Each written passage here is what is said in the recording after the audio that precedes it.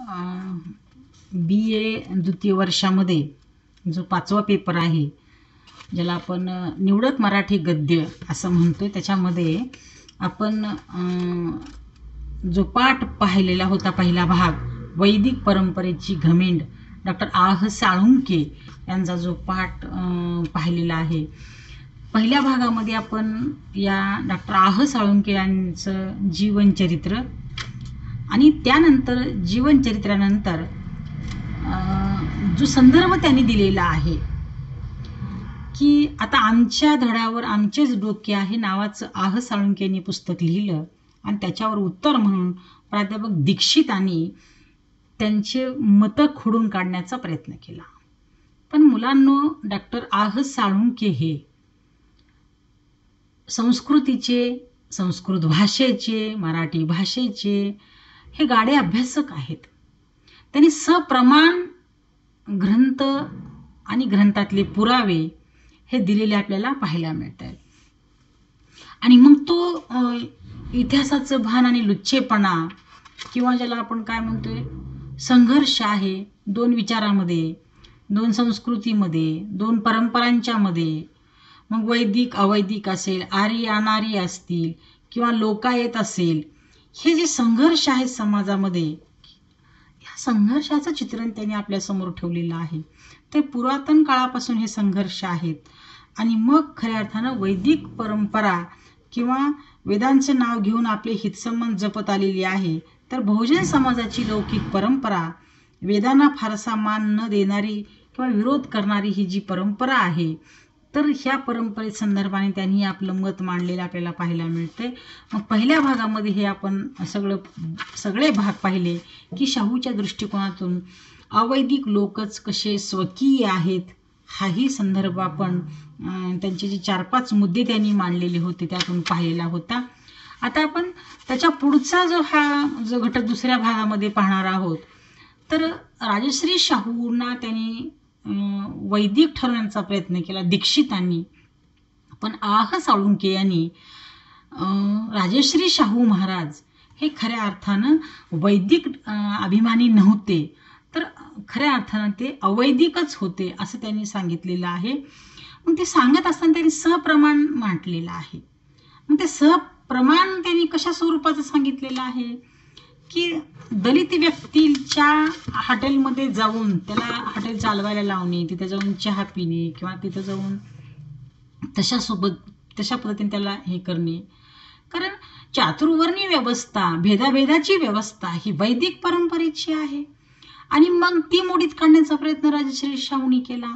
किंवा आरक्षणाचा जो मुद्दा आहे, तो आरक्षणाचा मुद्दा देखील राजश्री शाहूंनीच हा मोडून काढण्याचा प्रयत्न केला आपल्याला पाहायला मिळतो आहे. आणि मग इथं आपल्याला अशा संदर्भ पाहायला मिळतो आहे की समाजामध्ये राजश्री शाहू महाराजांना वैदिक परंपरेचे खऱ्या अर्थानं प्रणेते होते असं जे म्हणणं आहे ते चुकीचं आहे. कारण त्यांच्या दृष्टिकोनातून ते वैदिक परंपरेचे अभिमानी नव्हतेच.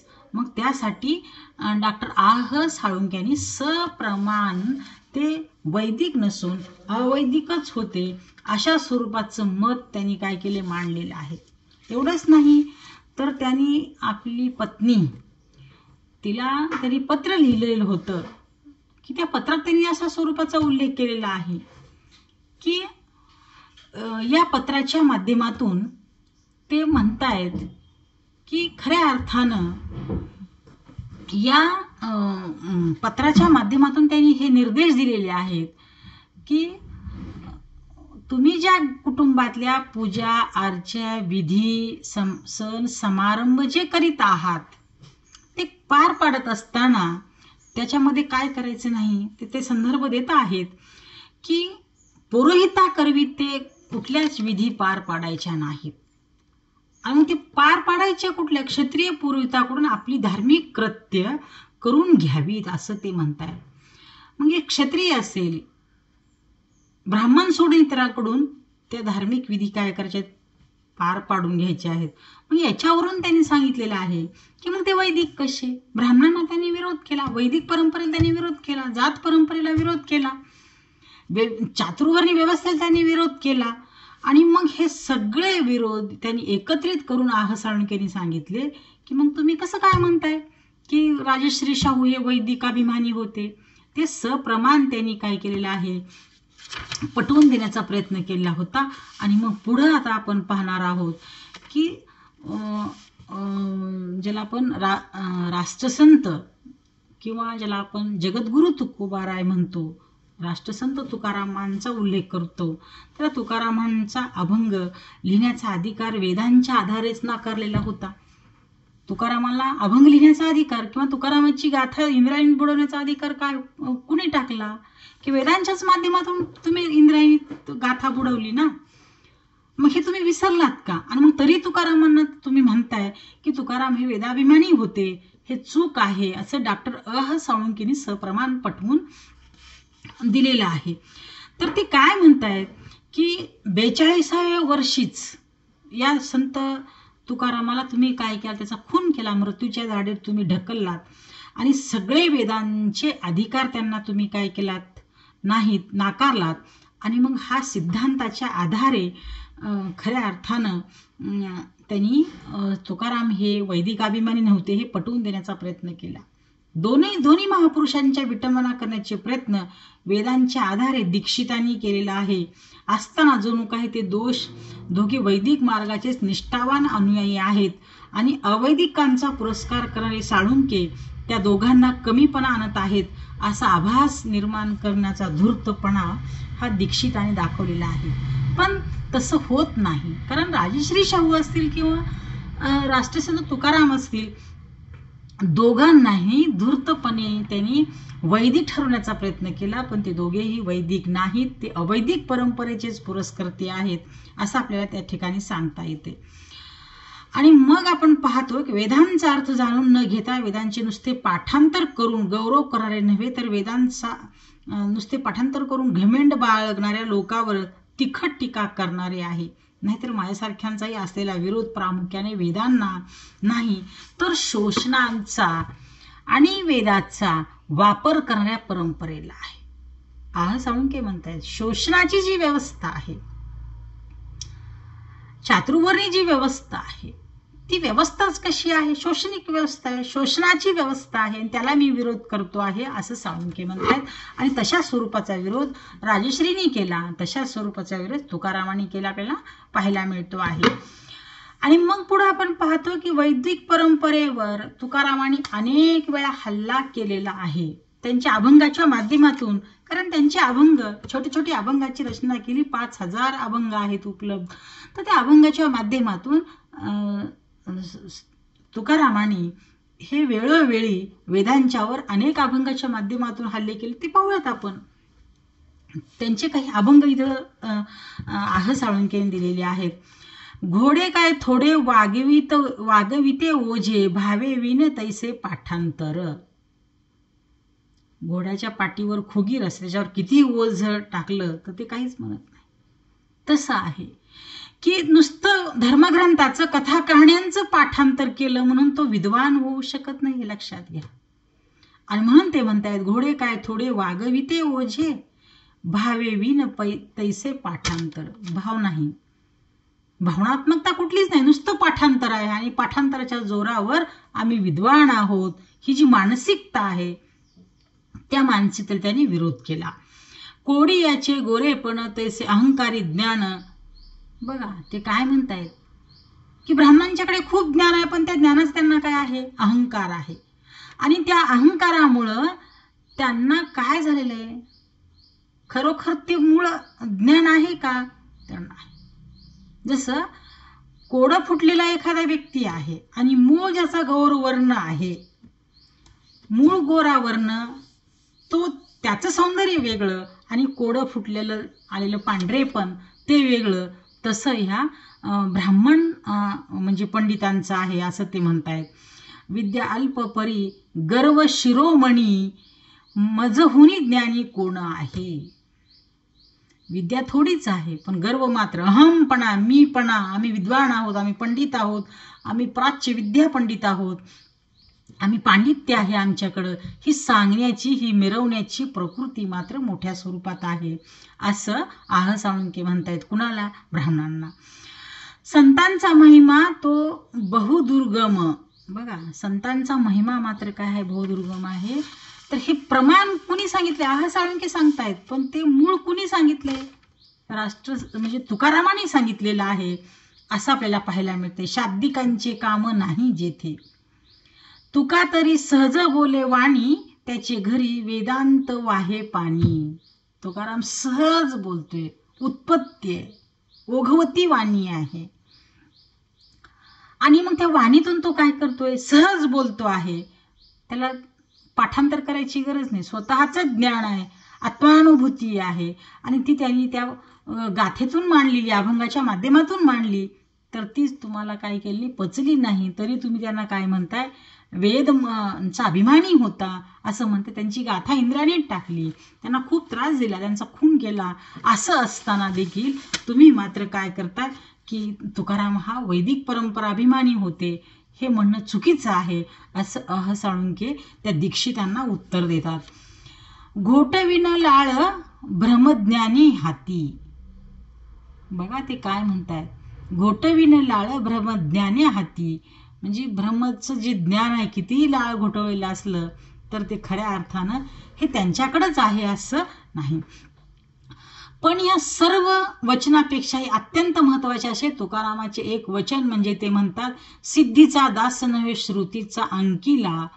श्रुती म्हणजे वेद, आणि येथे तुकाराम आपण वेदांचे अंकित नसल्याचे निसंदिग्धपणे सांगत आहेत. आपण वेदांचे अंकित नाही, आपण वेद मानणार नाही, आपण वेद प्रमाण ठरवणार नाही, आपण वेदांच्या अंकितच नाही, असं मात्र तुकारामांनी काय केलेले? सांगितलेलं आहे. जो वेदांचा अंकित नसतो त्याला वैदिक परंपरा वैदिक मानत नाहीत, मग ती त्याला नास्तिक म्हणून बहिष्कृत करायला सांगते. हे मुद्दाम ध्यानात घ्यायला हवे.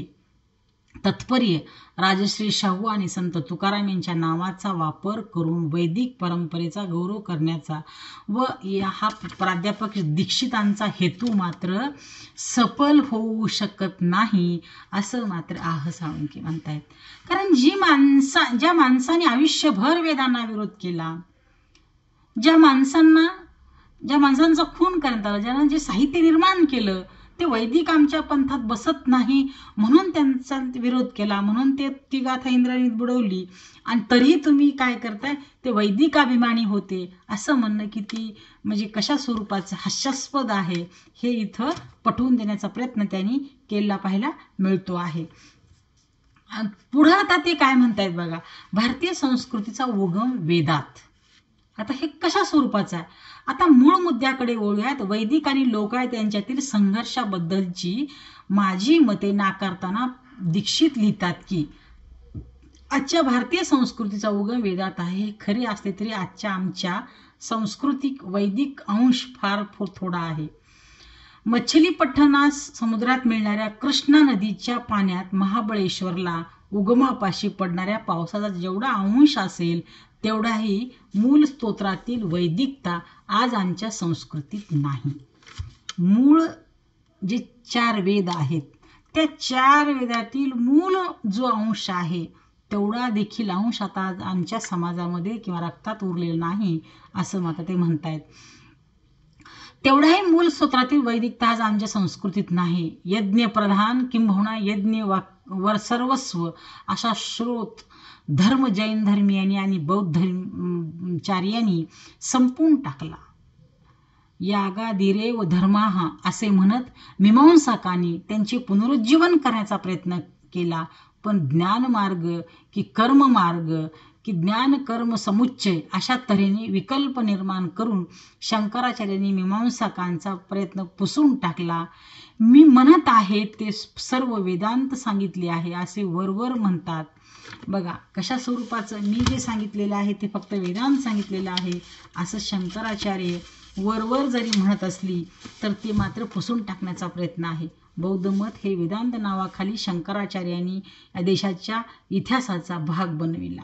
तथागत म्हणाले होते, म्हणजे गौतम बुद्ध, अनुभवाच्या रसायनातून मी आणि माझा, बघा, अनुभवाच्या रसायनातून मी आणि माझे गाळून टाका. म्हणजे मी माझा हा जो आहे ते गाळून टाका, असा त्यांनी काय केलाय, प्रयत्न सांगितलेला आहे. म्हणजे मी आणि माझा आला की स्वार्थ आला, मी आणि माझा आला की काय आला, अहंभाव आला, गर्व आला, तर ते काढून टाका असं ते म्हणत आहेत. जे उरले ते निर्वाण होय, मी ते अनुभवले आहे, शंकराचार्य म्हणाले. आता हे वरचं विधान कोणाचं होतं, बुद्धाचं होतं. आता शंकराचार्य काय म्हणाले बघा, अहंकाराचा लोप करून निव्वळ साक्षीत्वाचा अनुभव घ्या, तेच शाश्वत आत्मतत्व होय. आपल्या ठिकाणी ज्याचा कशाचा अहंकाराचा लवलेशही येऊ देऊ नका. अहंकार चढला की माणसाचा विनाश हा ठरलेला असतो, प्रगती फारशी होत नाही. म्हणून अहंकारापासून दूर राहा हा सल्ला ते देतात. दोघांमधील फरक फक्त परिभाषेचा आहे, आशयाचा नाही. धर्माचा गाभा नैतिकतेत आहे. हे बौद्ध मत संतांच्या माध्यमांच्या द्वारा आजच्या भारतीय विचारधारेत मान्यता पावलेली आहे. हे विचार वैदिक नव्हे तर आजचा हिंदू बहुतांशाने, किंवा ज्याला आपण काय म्हणतो बहुअंशाने, अल्पांशाने तो वैदिक आहे, बहुअंशाने तो बौद्ध आहे, असंच त्यांचं मत त्यांनी काय केलंय, उदरगत केलेलं आहे किंवा मांडलेलं आहे. स्वतःला बौद्ध म्हणून जाहीर करा ना. ते काय म्हणतायत की असं असेल तर स्वतःला बौद्ध म्हणून जाहीर करा. आजच्या भारतीय संस्कृतीचा उगम वेदात आहे असं दीक्षित म्हणा खरे वाटत असले तरी ते प्रत्यक्षात खरे नाही. दीक्षित काय म्हणतात, आजच्या संस्कृतीचा उगम वेदात आहे, पण साळुंखेने सांगितलं की आजच्या संस्कृतीचा उगम हा वेदात नाही, तर वेदांच्याही आधी एक समृद्ध अशी सिंधू संस्कृती भारतामध्ये नांदत होती. एवढेच नव्हे तर भारतीय संस्कृतीची सिंधू संस्कृतीच्याही आधीची मुळे सापडू शकतात. म्हणून वेद हे भारतीय संस्कृतीचे उगमस्थान असल्याचे सांगणे हे चक्क दिशाभूल करणारे आहे. म्हणजे दीक्षितांचं मत त्यांनी साळुंखेनी खोडून टाकलेलं आहे की वैदिक परंपरेच्या आधी सिंधू संस्कृती होती, तिथं फार मोठ्या स्वरूपाची तिचा प्रभाव आमच्यावर पडलेला आहे. धर्माचा गाभा नैतिकतेने त्याचा आहे, हे बौद्ध मत आहे, वैदिक नव्हे. बौद्ध मताचा उगम वेदपूर्व अनार्य काळात झालेला आहे.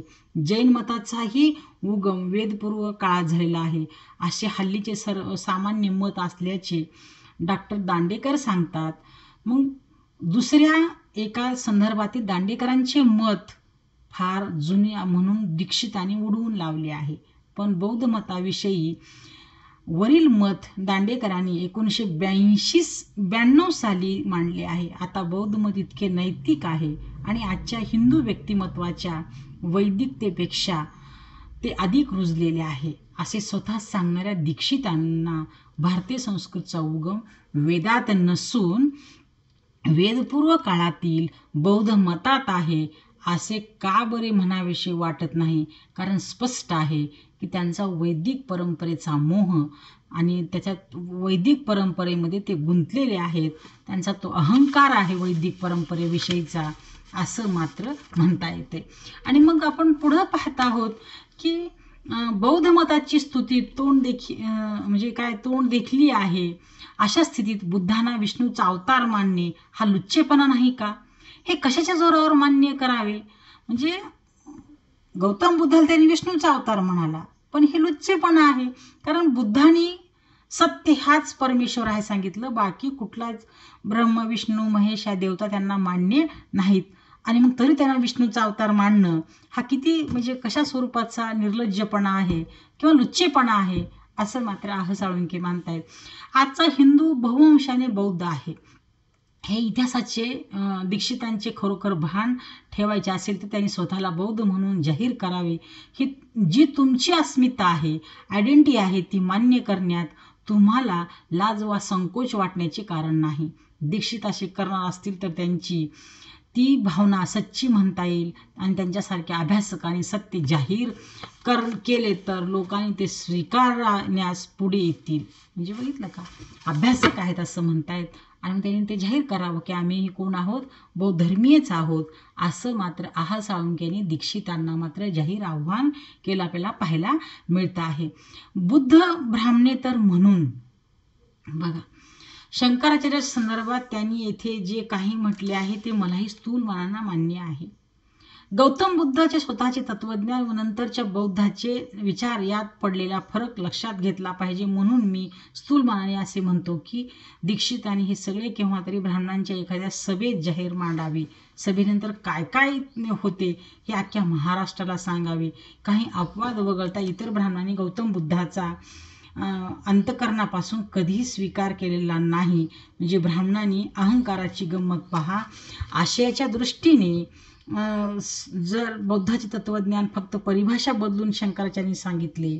स्वतः दीक्षित ते सांगतात गौतम बुद्ध सुमारे 1500 वर्ष शंकराचार्याच्या आधी होऊन गेले. याचा अर्थ त्यांनी जे आशय शंकराचार्याकडून घेतला असे म्हणता येत नाही. पण दोघांना ब्राह्मणांकडून मिळणाऱ्या वागणुकीत जमीन आसमानचे अंतर आहे. शंकराचार्य गौतम बुद्धाच्या पासंगाला पुरणार नाहीत, कारण दीक्षितांच्याच म्हणण्यानुसार त्यांनी बोलून चालून उसनवारी केली. पण या देशात रामायणासारख्या ग्रंथात गौतम बुद्धाचा ना चोर म्हणून हिनवरा भाग ब्राह्मणांनी घुसडला आणि बुद्धामुळे राष्ट्र बुडाल्याचा गवगवा केला. या उलट शंकराचार्य न्यूटन आईन्स्टाईन यांच्याही पेक्षा प्रतिभाशाली होते. असाच गौरव त्यांनी कुणाचा केला? शंकराचार्याचा केला. कारण शंकराचार्य ब्राह्मण होते आणि महात्मा गौतम बुद्ध हे जे होते ते क्षत्रिय होते. म्हणून ब्राह्मणांना ते काय नाहीत, मान्य नाहीत. उलट ब्राह्मणाच्याच ओंजळीने पाणी पिणारे ब्राह्मणेतर होते. शंकराचार्य मात्र ब्राह्मण होते आणि एखाद्या ब्राह्मणेतरांनी हिमालय एवढे कर्तृत्व गाजवले तरी त्या देशातील ब्राह्मणाच्या दृष्टीने ते त्रनवत असते. हेच यामागचे कारण आहे. म्हणजे कितीतरी वर्षांनी बुद्धाच्या नंतर हा शंकराचार्य होऊन गेला. पण दोन व्यक्तीमध्ये शंकराचार्य का श्रेष्ठ ठरला तर तो आपल्या जातीचा आहे. हे ते सरळ सरळ विधान त्यांनी इथं काय केलेलं आहे. हे काय संघर्ष खेरीज झाले. माझे संबंध पुस्तक एक चुकीचे चित्र उभे करते असे दीक्षिताचे म्हणणे आहे. वैदिकांच्या जीवनदृष्टी लोकायताची दृष्टी सतत संघर्ष चालण्याचे म्हणणे खरे नाही असे वाटत असले तरी वैदिक संस्कृती वैदिक अंश फार थोडा राहिला आहे असेही म्हणतात. जैन बौद्ध यज्ञप्रधान धर्म संपवून टाकला असेही ते म्हणतात. या बाबतीत माझे असे म्हणणं आहे की लोकायताची वैदिकाबरोबर संघर्ष केला असला तरी लोकायत वैदिकाशी संघर्ष करणाऱ्या अनेकापैकी एक होते. याविषयी मी पूर्वी लिहिले आहेच. वैदिकापूर्वी संघर्ष लोकायताविषयी खेरीज अवैदिक असे इतर अनेकही संघर्ष झालेले आहेत. वैदिक अवैदिक अशा स्वरूपाचेही संघर्ष मोठ्या स्वरूपात झालेले आहेत. म्हणून त्या गोष्टीचा वैदिकांनी या गोष्टीचा त्याग करावा लागला तरी तुम्ही संघर्ष झाल्याचे नाकारता. बघितलं का की साळुंखे म्हणतायत की एवढे संघर्ष झाले पण तुम्ही वैदिकता मात्र काय करत नाही, नाकारत नाही आणि बाकीची लोक आहेत परंपरा नाकारताय, अवैदिक परंपरा नाकारताय. हे विशेष तुमच्यातलं आहे असं मात्र साळुंखे म्हणतायत. दूध कोण आणि साखर कोण या परिच्छेदाच्या अखेरीस दीक्षित म्हणतात आजचा हिंदू बहुंशाने बौद्ध अल्पांशाने वैदिक आहे. बुद्ध अनुयायी बौद्ध धर्म येथून परांगत झाले नाहीत, हे मरून राहिलेले आहे. दुधात विरघळलेली साखर जशी विरघळली काढून दाखविता येणार नाही तसा बौद्ध धर्म हिंदूंच्या धार्मिकतेपासून वेगळा काढून दाखविता येणार नाही. बुद्धाला विष्णूचा 9वा अवतार म्हणण्याचा आशय हा आहे असे म्हणण्यात लुच्चेपणा भाग नसून इतिहासाचे भान आहे. दुधात विरघळलेल्या साखरेचे दीक्षितांनी दिलेले उदाहरण चुकीचे आहे. कारण साखर दुधात विरघळल्यानंतर पाहणारा हे काय आहे म्हणून विचारेल तर दूध आहे असे तो म्हणेल, साखर आहे असे म्हणणार नाही. याचा अर्थ दुधाचे अस्तित्व स्पष्टपणे शिल्लक राहते आणि साखरेचे अस्तित्व विरघळून गेल्यावर स्पष्टपणे दिसत नाही. आता बौद्ध धर्मामध्ये जर नैतिकता होती तर बौद्ध धर्माला दुधाचे स्थान देऊन वैदिक धर्माला साखरेचे स्थान का दिले नाही? बुद्धाला विष्णूचा अवतार मानण्यात लुच्चेपणाचा भाग नसून इतिहासाचे भान आहे असे दीक्षित म्हणतात. खरे म्हणजे यात लुच्चेपणा भाग आहेच. तसे नसते तर नैतिकतेचे उपदेश करणाऱ्या बुद्धांना सर्वश्रेष्ठ मानून विष्णू वगैरेंना त्याचे अवांतर का मानले नाही? वैदिकांचा समन्वय इतरांना गिळंकर करून टाकणारा असतो हेच यावरून स्पष्ट होते. समन्वयानंतरही आपलेच वर्चस्व राहिले पाहिजे याच्याशी पाहिजे या त्यांच्या युक्त्या वेगवेगळ्या केल्या होत्या अशी वैदिकांची चाल होती. आता बघा एक संदर्भ तुम्हाला या पाठातून लक्षात आलेला असेल. वैदिक आणि अवैदिक ह्या दोन परंपरा आहेत. वैदिक आणि लोकायत ही एक परंपरा आहे आणि महात्मा गौतम बुद्ध यांना नाकारण्याचा प्रयत्न हे कितीतरी वर्ष अगोदर होऊन त्यांना श्रेष्ठ न मानता नंतर आलेले जे शंकराचार्य आहेत त्यांना मात्र श्रेष्ठ मानणे, ही जी म्हणजे विचारसरणी आहे.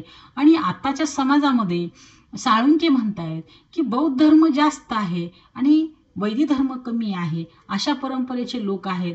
पण दीक्षित मात्र म्हणतायत की तसं नसून वैदिक धर्मामुळेच भारतीय संस्कृती काय आहे निर्माण झालेली आहे. आणि म्हणून त्यांनी वैदिक धर्माचा अट्ठास जो केलेला आहे त्या अट्ठासाला विरोध करण्याचा प्रयत्न पुराव्यासह डॉक्टर आह साळुंखेंनी या पाठातून मांडलेला आहे. म्हणून ते म्हणतायत आता आमच्या धड्यावर आमचेच डोके आहे, आमच्या धड्यावर दुसऱ्या कुणाचं डोकं नाही, तर आमच्या संस्कृतीतून आमचा उगम झालेला आहे, असंही ते काय करतायत सांगत आहेत. म्हणजे लोकायताची परंपरा सिंधू संस्कृती ही मूळ संस्कृती आणणाऱ्याची होती, तिथूनच आमचा उगम झालेला आहे हे सांगण्याचा प्रयत्न आह साळुंखेंनी या पाठाच्या माध्यमातून केला आपल्याला पाहायला मिळतोय. आणि तशा स्वरूपाचे पुरावे त्यांनी वेळोवेळी दीक्षित नावाचा जो व्यक्ती होता तो साळुंखेंच्या या निबंधाला जो त्याने विरोध जो केला त्याला त्यांनी तशा स्वरूपाचं उत्तर ह्या निबंधाच्या वेच्यातून दिलेलं आपल्याला पाहायला मिळतं आहे. म्हणजे थोडक्यात हा संघर्ष सिंधू संस्कृतीतून उगम झालेली ही कोणती संस्कृती आहे की आत्ताची संस्कृती असे साळुंखे म्हणतायत. तर वैदिक अभिमानी दीक्षित मात्र म्हणतायत की वैदिक परंपरेतूनच भारतीय संस्कृतीचा उगम झालेला आहे हे विधान आहे. आणि या दोन विधानामुळेच हा संघर्ष त्यांनी वैदिक अवैदिक अशा स्वरूपाचा उभा केलेला आहे.